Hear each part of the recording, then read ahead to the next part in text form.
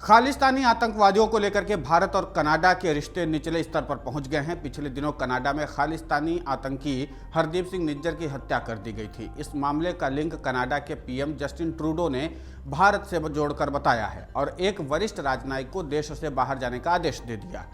इसके बाद दोनों देशों के रिश्तों में तनाव कहीं और ज़्यादा बढ़ गया।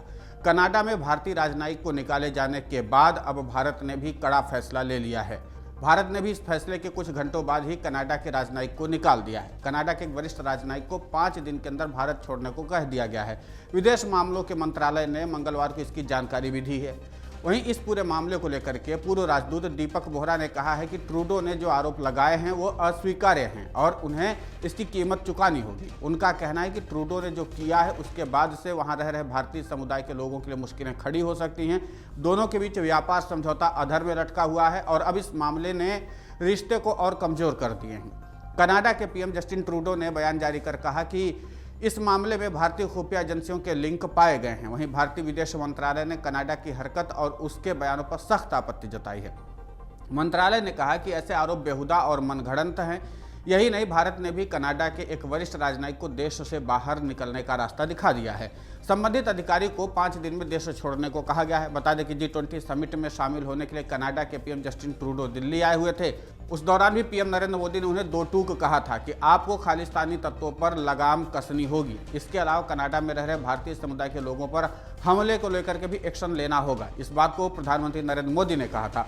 अगर कनाडा का यही रवैया रहा तो जाहिर सी बात है कि इसका असर दोनों देशों के बीच व्यापार पर भी होगा। अगर कनाडा के रवैये के कारण भारत के साथ उनका ट्रेड प्रभावित हुआ तो कनाडा की इकोनॉमी पर इसका असर पड़ना तय है। भारत और कनाडा के बीच अब तक के व्यापारिक संबंध अच्छे रहे हैं। भारत कनाडा का 10वां ट्रेडिंग पार्टनर रहा है। दोनों देशों के बीच आयात निर्यात लगभग बराबर के हैं। वित्त वर्ष 2023 में भारत ने कनाडा को 4.11 अरब डॉलर यानी कि करीब 34,000 करोड़ रुपए का सामान निर्यात किया है। वहीं भारत का कनाडा से इंपोर्ट 4.17 अरब डॉलर यानी कि 35,000 करोड़ रुपए से कुछ कम रहा है। दोनों देशों के बीच वित्त वर्ष 2021-22 के दौरान 7 अरब डॉलर का व्यापार हुआ था। वही वित्त वर्ष 22-23 में 8.16 अरब डॉलर का व्यापार हुआ। हालांकि ट्रेड को लेकर के कनाडा की निर्भरता भारत पर अधिक है।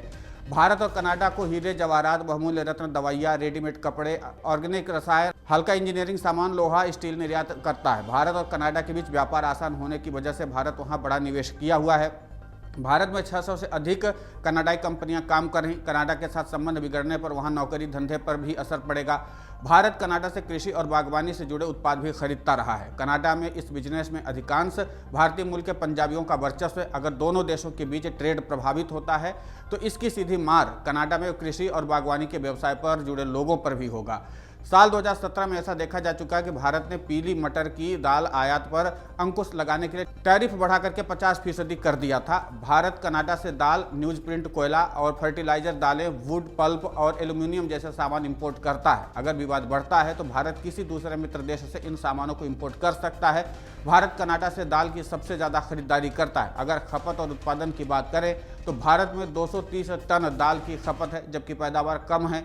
ऐसे में भारत कनाडा से यह सामान खरीदता है। हालांकि इसके लिए भारत के पास अन्य मित्र देशों का विकल्प खुला हुआ है। भारत इन सामानों के लिए कनाडा पर निर्भर पूरी तरीके से नहीं है। अगर विवाद बढ़ा तो कनाडा की इकोनॉमी पर भी असर पड़ेगा। यानी भारत के पास दुनिया भर के कई बाजार हैं और कई विकल्प हैं जिसके जरिए वो अपनी इकोनॉमी और अपनी ज़रूरतों को पूरा कर सकता है। लेकिन कनाडा का क्या, जो ये व्यापार रिश्ते हैं वो, यानी इसके सीधा सीधा असर कनाडा की अर्थव्यवस्था पर पड़ने वाला है और इसके नाते से कनाडाई अर्थव्यवस्था चौपट भी हो सकती है, ऐसा आर्थिक विशेषज्ञों का मानना है। अमर उजाला अब आपके टीवी पर भी। अपने स्मार्ट टीवी पर YouTube पर सर्च करें अमर उजाला, चैनल सब्सक्राइब करें और देखें ताज़ा खबरें, वो भी HD क्वालिटी में। और हाँ, बेल आइकन दबाना ना भूलें ताकि हर खबर हो आपके घर। अमर उजाला, निष्पक्ष, निर्भीक, निरंतर।